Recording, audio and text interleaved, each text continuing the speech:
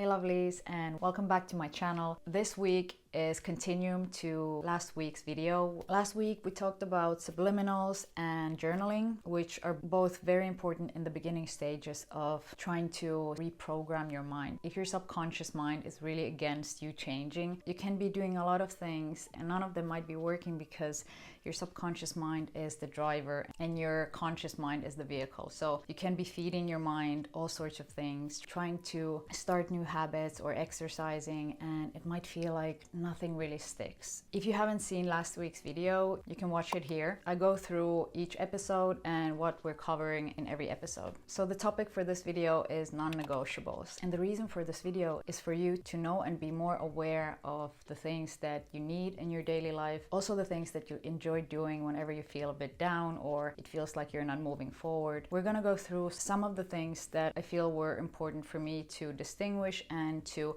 implement in my daily life so that I could easily break these habits that I had. So the first thing that we're going to start the second week is visualization. And we will go through different ways of visualizing because I know that not everyone are able to visualize, and to get to the point of envisioning or even feeling it in your body might be difficult. There's different ways of visualizing. I started out with guided visualization, which there's multiple on YouTube and you can find good ones from your universe. I love them. Then Brian Scott had some good ones and I'll just link them below so you are able to find them. These guided visualizations are so good in helping you to going through this visualization exercise where you really envision and feel the new life that you want to be living. This is crucial because sometimes if we just try to envision things on our own, we might get distracted or it might somehow feel difficult to reach this clear image of who you are. Last week we talked about using ChatGPT in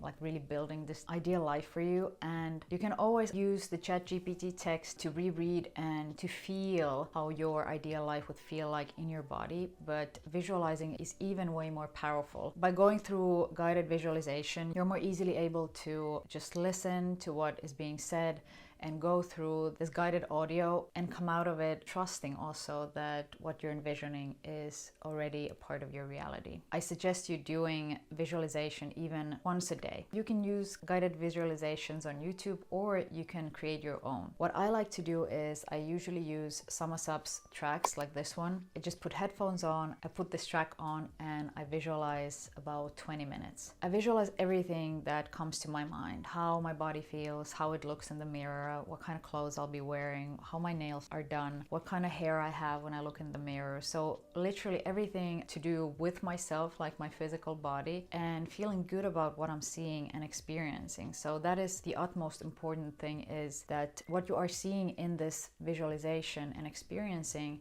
should be something that you enjoy. So it should feel good in your body. And if this is somehow difficult, then go back to this first video and use subliminals for a couple of nights, maybe a week, so that you can break these blockages, these old beliefs that are connected to your physical appearance, let's say. I like to visualize things like where I work or how my daily life looks, where do I wake up, that I enjoy my time with my friends, that I travel. I just envision everything, and it doesn't have to be a specific topic that you're touching, like it only needs to be about career or your friendships. It can be about everything. A third thing which I learned from this one TikToker, and I can't remember her name, but I'll link it here if I find it. She was talking about visualization walks, where you just go for a walk, put on a audio track like the one that I mentioned, just something very, very clear without any outside noises. It shouldn't be songs where somebody's singing that might distract you. So just a pure sound that will take out all the other sounds and you can just focus on the walking part. And you can be walking anywhere you want, preferably in nature, of course, because that really calms you down. And when you are walking with this audio track,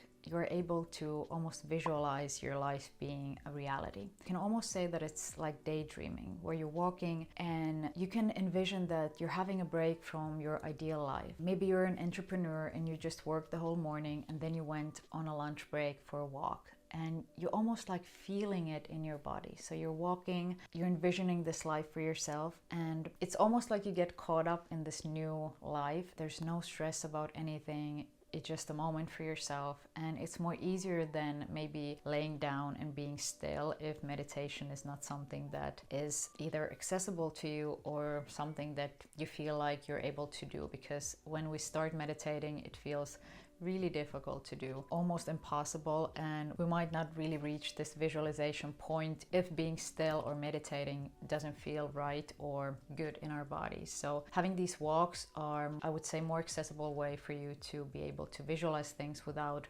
having to go in a meditative state. Well, walking is already a meditative state. The second non-negotiable that I really suggest you add into your daily routine is a gratitude list. And it doesn't have to be in a form of list. It can also just be something you do just before bed, where you think about all the things that you're grateful for, or maybe when you wake up, which I like to do is I really stop and thank all the things that I have in my life. And when I'm going to bed, I like to go through the day and pick the things that I really enjoyed doing that day and being grateful for experiencing them. The reason why I'm saying gratitude list is because sometimes when we're starting these practices, we might need to do something concrete. So sitting down, taking that moment will give you way more self-compassion, where you're going to be more loving and gentle towards the things you do and the things you don't do. Because during this journey, we might start to feel that we're not enough, or things are not progressing because we're not seeing things changing in front of our eyes. Like, we might need to have a bit more patience with things. So having this gratitude list helped me to understand that the little things that I'm experiencing every day, they're part of the journey, and I don't need to be at my goal already. And you become okay with not being where you want to be, because you understand that the present moment is